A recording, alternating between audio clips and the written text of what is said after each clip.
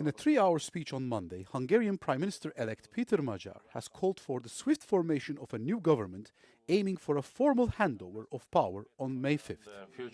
Following his landslide victory on Sunday, Magyar outlined his administration's immediate priorities, which center on restoring democratic institutions and securing 17 billion euros in frozen European Union funds. Átérezték a súlyát.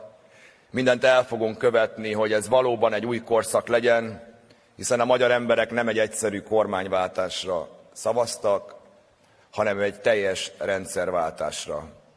Addressing the conflict in Ukraine, Magyar confirmed he will not block a 90 billion euro EU loan for Kiev, though he insisted Hungary will not contribute to the fund. He also reiterated his position to the fast-tracked EU accession of a country at war. On energy policy, the incoming leader adopted a pragmatic tone. While aiming to end dependence on Russian energy by 2035, he stated that Budapest will continue to purchase Russian oil in the short term to ensure economic competitiveness. Magyar also intends to keep the southern border fence and remains opposed to the EU migration pact. However, he expressed a desire to resolve the €1 million daily fines imposed by the European Court of Justice for non-compliance with asylum laws.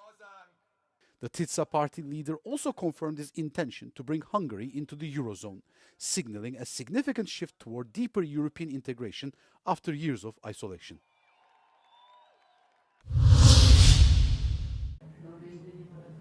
President of the European Commission, Ursula von der Leyen, says she wants to make swift and overdue progress in restoring ties between Brussels and Budapest.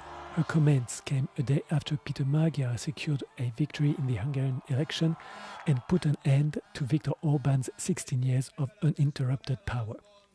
Magyar and his Tisza party are set to win a supermajority, which he would need to undo the far-reaching reforms enacted by Viktor Orbán in his self-styled project of illiberal democracy. The people of Hungary have spoken and they have reclaimed their European path. It is a victory for fundamental freedoms. So with this result, our union is stronger, our union is more united. It was an exceptional evening yesterday. Of course, we will start working with the government as soon as possible. Contacts between Brussels and Budapest are expected to begin immediately once Magyar formally takes office around mid-May. The European Commission is currently withholding roughly 17 billion euros in cohesion and COVID recovery funds due to an array of legal challenges with Budapest on the rule of law, judicial independence, academic freedom, asylum law, and LGBTQ+ rights. Separately, Budapest is waiting for the Commission's green light for its 16 billion euros defense plan under SAFE, a loan-backed program.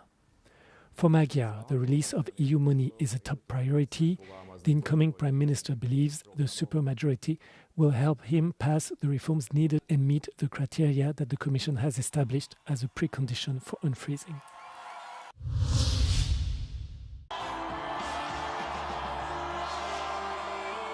The victory of Peter Magyar and his Tisza party is a very important moment for the EU and a historic moment for Hungary, former European Council President Charles Michel said on Monday. That's an important step for more European unity, and I hope that it will allow the European Union to be more integrated, to be more ambitious, and finally to make the decisions to make this European sovereignty not a slogan, but to make it a reality. As a first move, the Hungarian politician said on Sunday that Hungary will join the European Public Prosecutor's Office, the body which investigates transnational and complex financial crimes. Magyar's priority is to tackle the necessary reforms to unblock the 17 billion euros frozen by the European Commission due to concerns regarding the rule of law in the country ruled until now by Viktor Orbán. Now we have to see how the new government in Hungary will manage and will put in place reforms that are needed, will give the signals that what they have announced before the elections will become a reality in the country, which will allow, I suppose, the European institutions to make decisions in favor of unleashing the financing for Hungary. Ukraine is also expected to benefit from Orbán's defeat after 16 years in power, as the outgoing prime minister was known for blocking a 90 billion euros loan to Kyiv. U.S. President Donald Trump was harsh in his criticism of Pope Leo XIV as he spoke to reporters just outside Air Force One late on Sunday. Trump called the first U.S.-born pontiff a liberal and criticized his no-war and immigration stances, defending them as essential to combat crime and evil. We don't like a pope that's going to say that it's okay to have a nuclear weapon. We don't want a pope that says crime is okay in our cities. I don't like it. I'm not a big fan of Pope Leo. He's a very liberal person, and he's a man that doesn't believe in stopping crime. He's a man that doesn't think that we should be toying with a country that wants a nuclear weapon so they can blow up the world. I'm not a fan of Pope Leo. The comments came after a scathing post on social media prior to his landing in Washington in which the U.S. president lambasted the Pope as weak and called on him to, quote, get his act together. His attack started after Leo suggested that, quote, the delusion of omnipotence is what is fueling the U.S.-Israeli war in Iran. Meanwhile, the pontiff has embarked on an 11-day tour of Africa where he will visit Catholic churches in Algeria, Cameroon, Angola, and Equatorial Guinea. Shortly after his arrival in Algeria, Leo said he is focused on promoting peace and added that he has no intention to debate with Trump.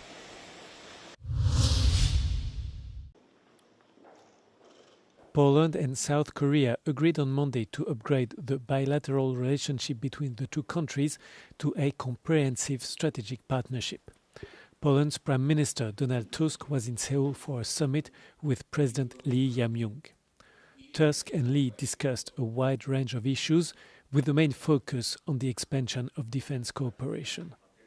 Poland and South Korea are set to step up their cooperation in the defense industry under a $44.2 billion framework agreement signed in July 2022.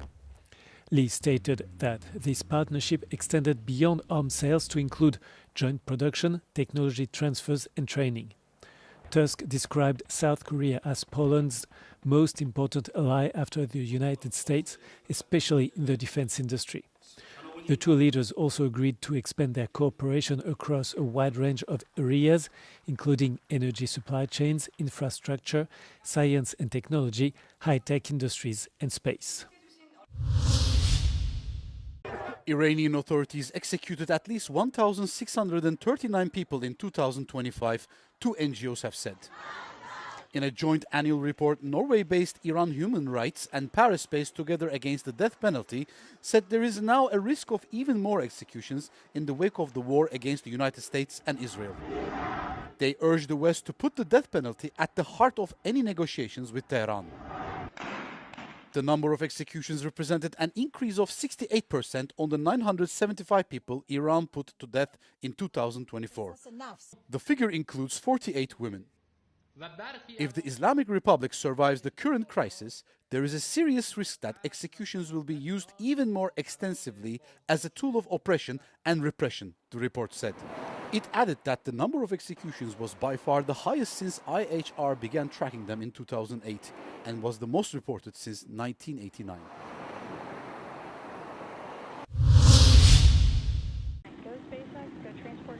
A Spanish company based in Galicia could revolutionize the satellite market.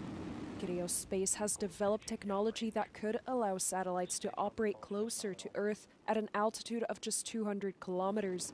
Satellites currently do not operate below 500 kilometers, but what is the reason? No se puede orbitar más bajo porque al estar tan cerquita a la Tierra todavía existe aire que viene de la atmósfera, es decir, estás tan cerca de la capa de la atmósfera que te quedan partículas de aire que hacen que el satélite frene.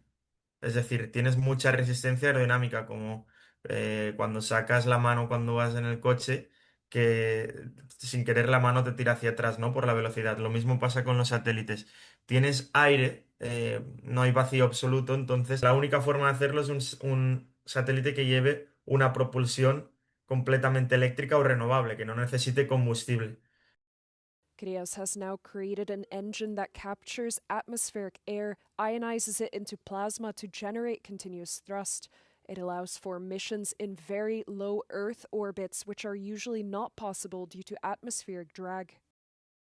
A través de placas solares, energía solar y el aire, podemos mantener el satélite en esa órbita por años. Most satellites are in low Earth orbits, so what are the advantages of these very low Earth orbits? Pasa lo mismo que con un teléfono móvil cuando quieres sacar una foto de algo. Cuando más cerca estás del objetivo, más resolución vas a sacar con esta foto. Hay un sinfín de aplicaciones en observación terrestre, pero la parte buena está también en el sector de SATCOM, de las telecomunicaciones. El hecho de estar más cerca de la Tierra te permite tener una señal más fuerte y con menos retraso. Puedes captar la señal desde Tierra solamente con un teléfono móvil. No necesitas antenas externas, un kit externo como puede ser el caso de Starlink. La Dana y el apagón son dos ejemplos buenísimos. La gente lo primero que quería hacer no era comer ni buscar ropa, era llamar a los familiares. Había caído la infraestructura terrestre. Tú con una infraestructura de este tipo, con satélites tan bajitos, podrías tener acceso a Internet y tener una red resiliente en cualquier situación. In September, Craos secured €8 million in a seed funding round led by the NATO Innovation Fund and Berlin-based Joint Capital. They have completed all ground certification tests, and the next step now is to get a unit into space. Este fondo de innovación de la OTAN lo que busca son tecnologías de uso dual, es decir, que tengan tanto aplicaciones en el ámbito civil como en el ámbito militar y que sean estratégicas para Europa, que rompa con la dependencia tecnológica con otras entidades, porque hoy en día, por desgracia, todavía dependemos mucho de los Estados Unidos.